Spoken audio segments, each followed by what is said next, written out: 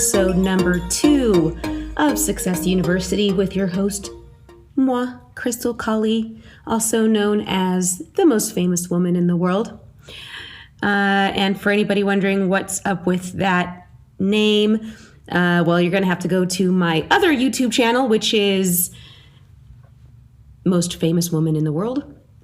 It is actually not to get super deep into it, but it is a SEO / social experiment that I'm conducting.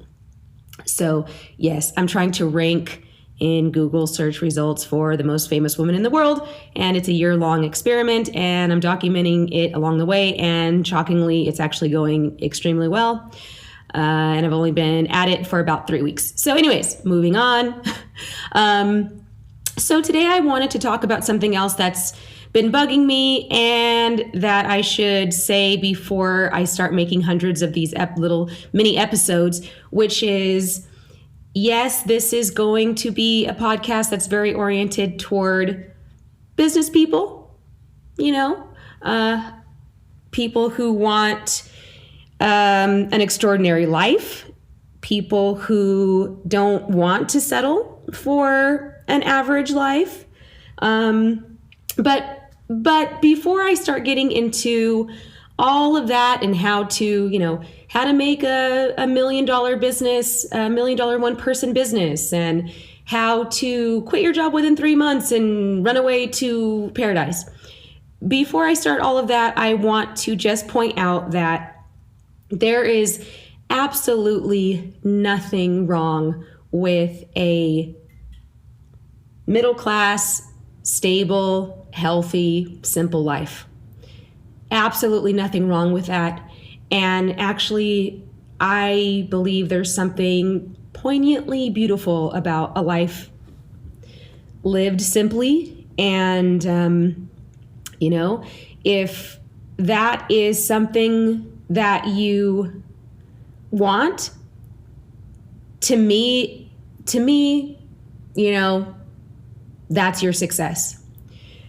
The word success has so much to unpack, right? Because the number one thing before we start on our journey to success, no matter where you're at in that journey, well, if you don't know where you're going, you're never going to get there. Or if you are basing your version of success on a childlike understanding of success, or a vague understanding of success, or a movie version of success, or someone else's version of success, it's not going to turn out well. So before you start this, I really would encourage all of you to really think about what success looks like to you and not anyone else, not what your parents are going to think means you're successful, not your friends, not your spouse, not your significant other, not, no one but you can tell you what your successful life is going to look like. To plug someone else's book, in the 4-Hour Workweek, Tim Ferriss's book, he points out that you can have what he calls his rich life. You can have a rich life, living off of $50,000 a year if you budget and you, live in an affordable area. If you live in certain countries, $50,000 a year is, you can live like you're living off of $100,000 a year, or even more in some parts of the globe. So I always want to point out that there's so absolutely nothing wrong with just wanting a simple, middle-class life. And I also was listening to one of Jordan Peterson's. Really, the only thing this week you need is to be able to cover your basic expenses, right? And then kind of everything else after that is icing on the cake. And, it's true. As long as you, before I say this too, let me say that I'm going to be definitely pushing everyone to achieve more than the average income, okay? But I do want to just point out, like Jordan Peterson pointed out, that, as long as you have a roof over your head, you can pay your rent, you can pay your bills, you have health insurance, as long as those basic things are covered, you're good. You're gravy. You can take the anxiety out of the equation, right? So any of you out there that are not in that position, who can't yet pay your rent and basic bills, before you start on a how to make $1 million in 1 year journey, get yourself stable first. And the best way to get yourself stable is to go find a couple of stable jobs, right? I definitely do not encourage people to just quit everything and suddenly start a business. It's just too risky, and it's unwise and immature. So I always say the best way to start a business is to, have a job first and do your business building on the side, okay? Because if you just quit everything and then you can't pay your bills and you can't pay your rent, it's going to be a much worse situation than you started with. So number one, get a stable job, no matter what it is, doesn't matter what it is, just go get a job or two that can pay your basic expenses. And then another thing I want to talk about is toxic positivity, because I am going to be very positive on this podcast.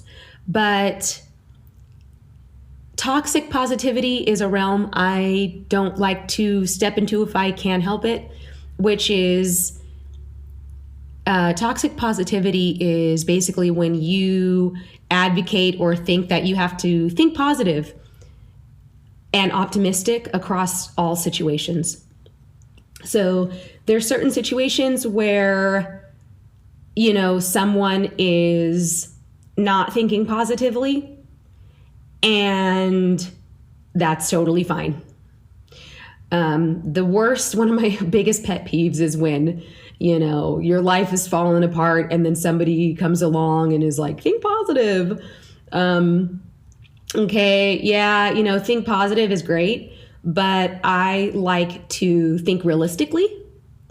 That's better, because the closer we get to reality, the better we can handle it, right? So think positive through all situations is just unwise. I like to say, yes, be optimistic, but be an optimistic realist. Think realistically, and by think realistically, I don't mean think negatively or, thinking things like, building a $1 million one-person business isn't realistic. That's not what I mean, because it is realistic, because there's thousands of people that do that every year probably in your neighborhood. Probably one of your neighbors has $1 million business you don't even know about. So I like to think realistically, which means to me that if there is another human being on the earth who's doing something, that most likely means you can do the same thing, unless it is, something to do with a physical disability, right? A severe, physical or mental disability that, you can't overcome. Okay, we're not talking about that, but what I mean is, if Susan from Ohio started a flower delivery business and it now makes $150,000 per year for her, then that means that, you can do that same thing too, right? All right, guys, so I really need to get my audio together, and I'm going to be working on that for the next few weeks. So until next time, demonstrate excellence and bravery. The information provided in this podcast is for educational and entertainment purposes only and should not be construed as financial advice, investment advice, or medical advice. The host is not a financial advisor nor a medical doctor or licensed therapist. Any financial or medical decisions made based on the information in this podcast are made at the listener's own risk. It is recommended that listeners consult with licensed professionals such as CPAs, financial advisors, and licensed physicians before making any investment or medical decisions. The host and creators of this podcast accept no responsibility or liability for any loss or damages incurred as a result of the information provided in this podcast.